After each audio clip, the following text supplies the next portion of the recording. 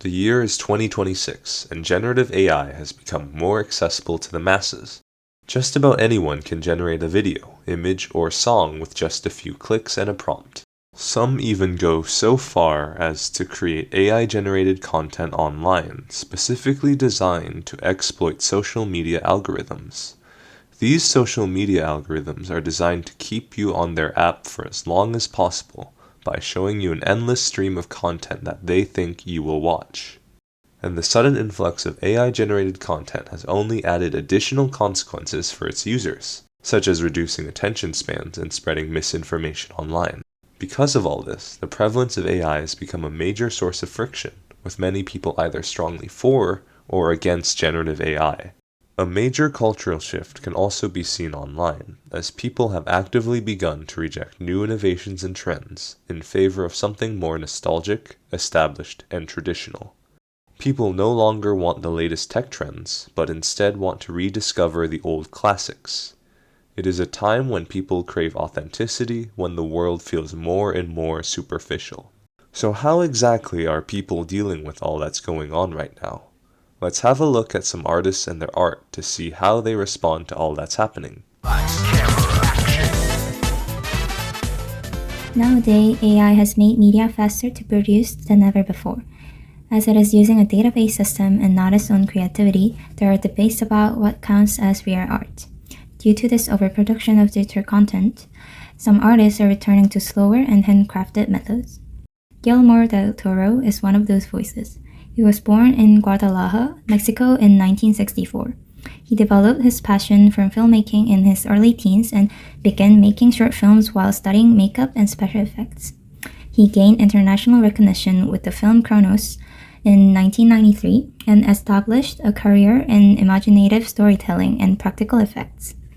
Over time, he directed a range of fantasy and horror films which solidifies his reputation as a filmmaker devoted to craftsmanship and visual details.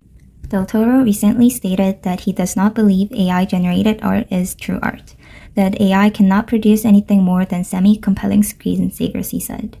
His perspective on AI reflects his commitment to traditional filmmaking techniques and processes. In 2023, he won his third Oscar for Best Animated Features for his stop-motion adaptation film, The Lonely Pinocchio, which also received Golden Globes and Annie Awards. Stop-motion animation is the art of animating objects by moving them in small increments between individual photographic frames. It is one of the oldest styles in animation and film. It is as old as the origins of cinema itself. The early stop-motion film was produced in 1898, and the technique became especially popular in the 1910s and early 1920s. By the 1940s, filmmakers began experimenting with computer graphics, using mathematics to control the device in more specific ways. Today, it is difficult to find films without heavy CGI, computer-generated imagery. There are even stop-motion animations created by AI. However, Gilmore's Pinocchio was created without CGI or AI for its characters. Instead, he relied entirely on traditional handcrafted stop-motion animation, which means he physically moved the puppets frame by frame and especially adjusted backgrounds to create the illusion of motion. To support production, the team has built 32 Pinocchio's puppets so that each animator could work simultaneously. Gilmore's goal was to make the film look perfectly imperfect by balancing with modern engineering so the movement feel fluid and expressive. As the world responded to his devotion, the film Pinocchio has won 78 awards and was nominated for 135 times in total.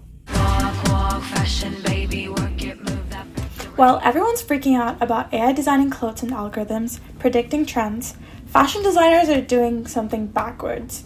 They're choosing to slow down, hand stitching, using old fabrics, leaving stuff intentionally imperfect.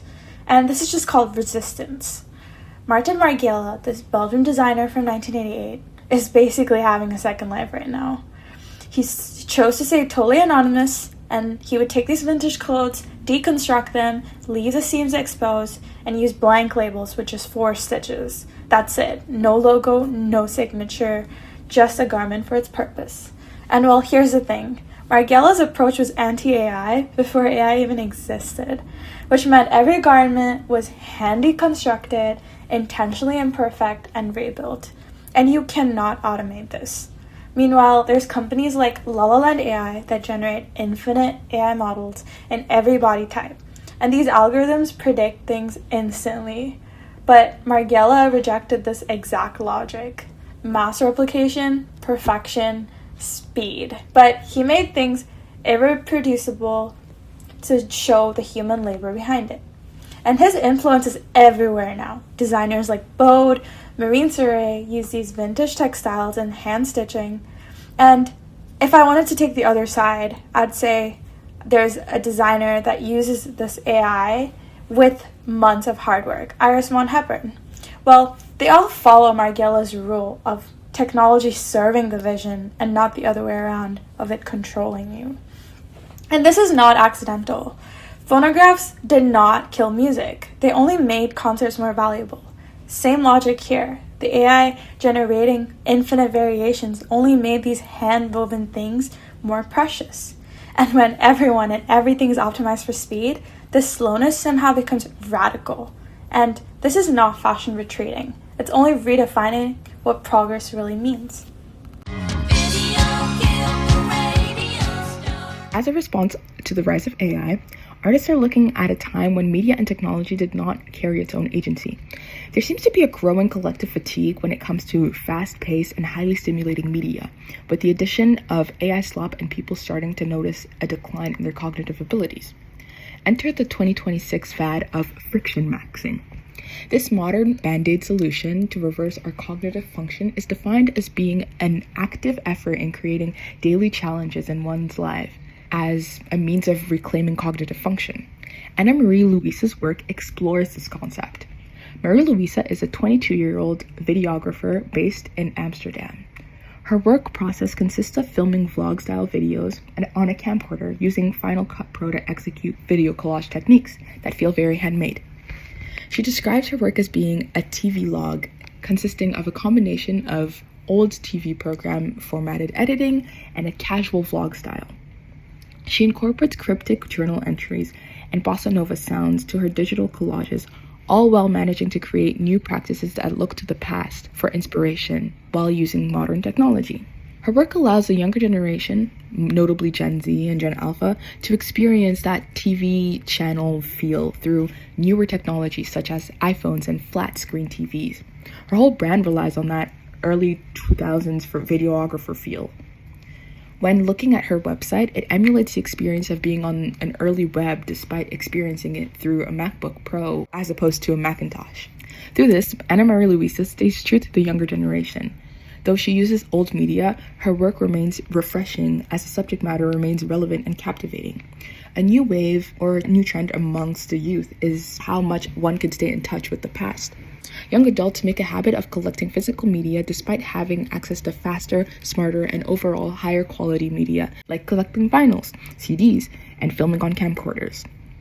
This demonstrates the general fatigue that society is experiencing with modern and fast-paced technologies, and a longing for a simpler, ad-free, and subscription-free time, ultimately romanticizing a short-lived period of time before big corporations removed the brakes from technological advancements, with a new product being released at least twice a year. After a whole century of music being recorded, and with recording now being an easier process than ever before, the amount of music being put out is staggering. Not to mention, self-publicity is free, relatively easy, and readily accessible due to social media platforms like Instagram. Nowadays, the majority of people listen to music through various streaming platforms like Spotify and Apple Music. Gone are the days of buying a single record or CD. The truth is, there's more music available to listen to now than ever before, and more is being put out every single day.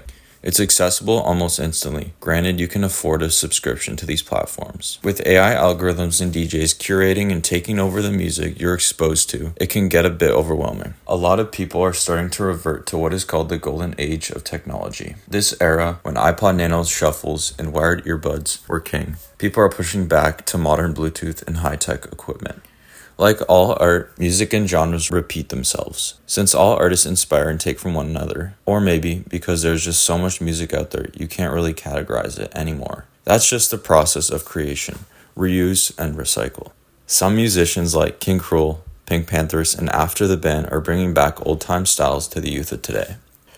King Cruel has grown in popularity recently. He's a 31-year-old singer from the UK and has millions of listens to date, often being called similar to older artists like Conan Moccasin or Cure the Band, for his mellow and jazzy style with modern elements. I stumbled upon a band called After that emits a very nostalgic alternative sound of the early 2000s, not only through their music but the video's cover art as well. Yet they're releasing new songs in 2026. Weird, isn't it? And it's not like they sound like that subconsciously. They're doing it on purpose. Now, another artist, Pink Pantheress, also rose to popularity due to her Y2K style samples in her songs. And why is this happening, you may ask? Is it the kids that grew up in the respected era craving something nostalgic? If you've ever heard the saying 2026 is the new 2016, this is someone who really represents it. A 19-year-old hip-hop artist named Feng, also from the UK, is making waves with his nostalgic 2016 type aesthetic, using iPhone 6 cameras and old Instagram filters to market himself. His popularity just goes to show people gravitate towards nostalgia in art. We're also at the point where people are even fully releasing AI-generated song parodies as well as seriously stealing current major artists' voices like Drake to gain traction or create a whole new song that sounds like their own. Is AI music real music? Where does the line cross between tech that helps with some music creation or when it creates majority of the piece? Is AI art real art? Would you listen to a song if it was AI generated? And could you bear to sit with yourself knowing it was? Just some thoughts to keep in mind. AI has made a massive impact on many creative industries, and animation is not an exception. But was it that successful? As we know and feel, people are tired of unnaturally perfect soulless AI works that are claiming to be artworks. Here, I'd love to talk about if the AI was ever a threat to animation, how it was initially impacting and still impacting the industry, and a possible future that's unfolding for us. So when did it all start? According to Wow Animation Studio located in South San Francisco and Pigeon Studio located in Poland, the active usage of AI in film and animation production started to happen in the late 20th century, a new type of AI in the mid-2000s. For example, the Pixar developed the Genesis system, which is a sequence for Star Trek II, which happened in 1982-83, which solved the fuzzy problem of earlier traditional computer graphic animation. Then, according to Dream Farm Studios, the film Avatar, made in 2009, used the virtual production technology that helped to make smooth transitions between the virtual and real world. All in all, as stated by the Pigeon Studio, now AI has become a fixture in production rather than a harmful tool. But when did it fail? When AI takes over the artist's jobs, the work that's supposed to come from the artist's soul and heart, AI doesn't only become a problem, but simply a useless tool.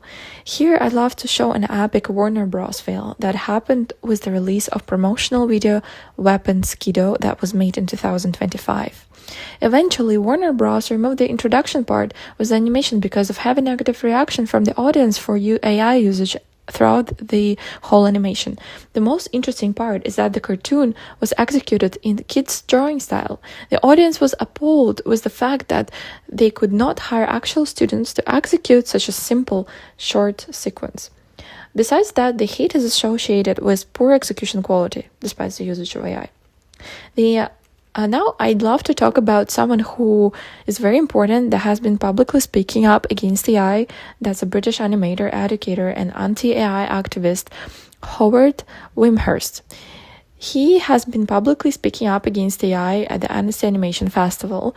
There are several important points he is elaborating on. He's worried about the flooding. By that, he means that AI may replicate anything in any quantity and we may not be able to tell the authentic work apart from the fake one. That may contribute to erasure of such mediums as illustration, animation, and game design. The problem is there is no reward for the artists on which this AI system relied during the process of creation.